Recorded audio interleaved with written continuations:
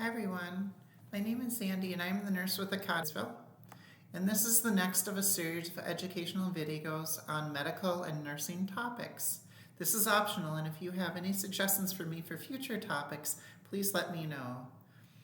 Today's topic is going to be an introduction to our kidneys. And in my opinion, I think the kidneys are kind of the brain of our abdominal cavity.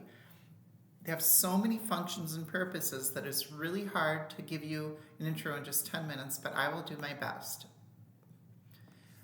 Our kidneys, which most of us have too, are situated in the lower middle of your abdominal area,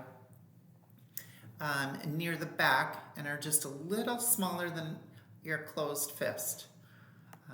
If you get hit in your back where the kidneys are located, it can really hurt because your kidneys are really sensitive. Generally speaking, some of the most important organs to our existence, the more it can hurt if they do get injured. You essentially have a major artery going into the kidney, and then coming out you have a vein and a ureter leading out. The ureter is the tube that ends up taking the waste or the urine to the bladder and is a waste product from the body. And the vein is going to go back into the bloodstream, leading out the kidney, and that is for the products that are being kept. Today, like our livers, kidneys also serve as a function, but in a different way. Blood enters the kidneys, and when it enters the kidneys, it branches off, and they go to an area called the nephron, where it encounters another thing called the glomerulus. Glomeruli is the plural of that. There are approximately 1 million of these nephrons all in the kidney, and thus there would be 100 glomeruli because there is one glomerulus per nephron in the kidneys. So the glomerulus is like a big ball. It's a collecting pool with the tiniest of capillaries wrapping around it like this.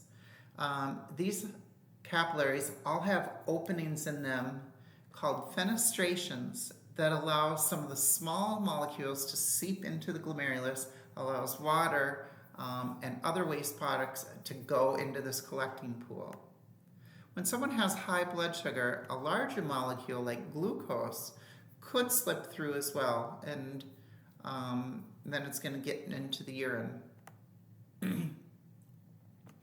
Larger molecules like this, if they happen a lot, can do some micro damage to the kidneys. The glomerulus, that ball, connects to another tube of waste that goes through a series of loops and twists as it makes its way to the ureter, which makes its way to the bladder to be excreted in urine. The body continues to send signals to these tubes to keep or discard some of the contents. For example, if the blood pressure is too low, the body will alert these tubes to keep water into the bloodstream and return it to the bloodstream, and perhaps sodium, and have it sent back into the bloodstream to keep the blood pressure up. Therefore, with increased pressure on the capillaries surrounding the glomerulus, there is an increase in fluid and molecules that enter that glomerulus. If the pressure decreases and there is less fluid going to the glomerulus, then you're going to have less output. If that pressure gets too low, then there isn't enough pressure for that to filter the blood and not enough pressure to keep oxygen going to the nephrons, and you would get cell death at those points and kidney damage. This is why we really want to keep that make sure that blood pressure doesn't get too low and cause problems. If you're familiar with mean arterial pressure, that critical number is about 65. So if the mean arterial pressure sustains values under 65 for a period of time, there could be kidney damage going on. As I mentioned earlier, there are tubes that lead from this glomerulus to the ureter, which leads its way out of the kidney. And this tube is much like a sorting factory of what stays in the body and what is being sent out. There are many hormones that also play an important role in the body that can be released here as well. Or from on top of the kidneys, there is a place called the adrenal glands, meaning on top of the renal glands, the adrenal glands. So just so everyone understands, hormones are chemical messengers that deliver messages over a distance in your body. They're kind of like the postal service of your body, delivering messages all over in your body. The kidneys can send a signal to the brain or elsewhere in your body through hormones, and the kidneys can receive hormonal signals from other parts of the body to change how that sorting of chemicals in the sorting room in those tubules that go to the ureters sorting their packages. So what is getting sorted out? Why do we need all this sorting out in the kidneys, and why is this so important? So first of all, your kidneys keep the acid-base balance of your blood roughly around 7.4 with a pH of 7.4. If anybody knows pH levels. They do this by keeping and throwing out buffers that can change the pH of your blood. Your kidneys also keep the proper balances of electrolytes in your blood and the rest of your body. Electrolytes are things like potassium ions, sodium ions, calcium ions, and chloride ions. Without proper balance of these electrolytes, our bodies do not function in their best state.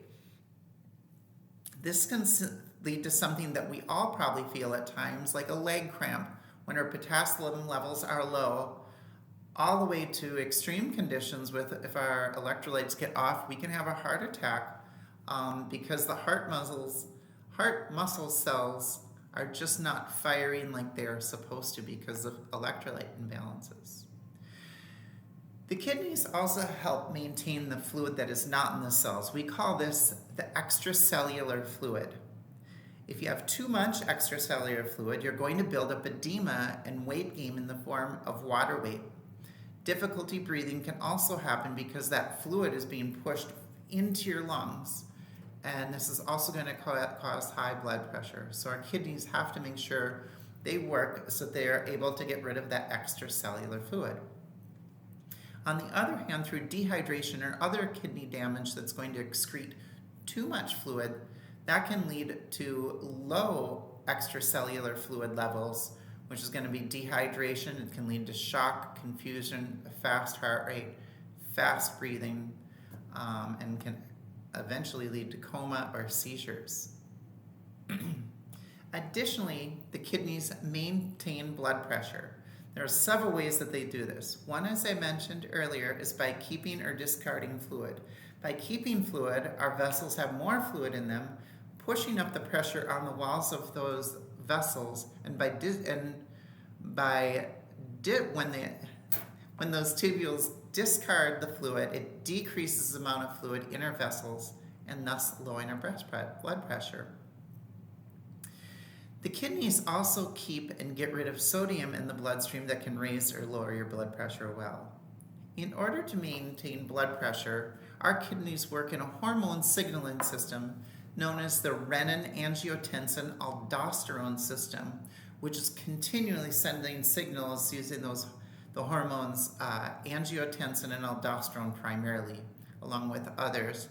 And this helps sometimes by getting rid of fluids and electrolytes and retaining those fluids and electrolytes. And they also send signals to our vasculature, our arteries and veins by tensing those, or I should say specifically your arteries, by tensing and relaxing them. As we tense those, that increases the pressure. Relaxing them decreases the pressure. So I hope that you enjoyed this video. It was a very brief description and does provide a quick introduction to understanding the function and the purpose of the kidneys. I would personally say that your kidneys simply do the job of keeping your body in the Goldilocks zone of always keeping your body just right, or in scientific terms, in perfect homeostasis. I hope you enjoyed this. Thank you for watching.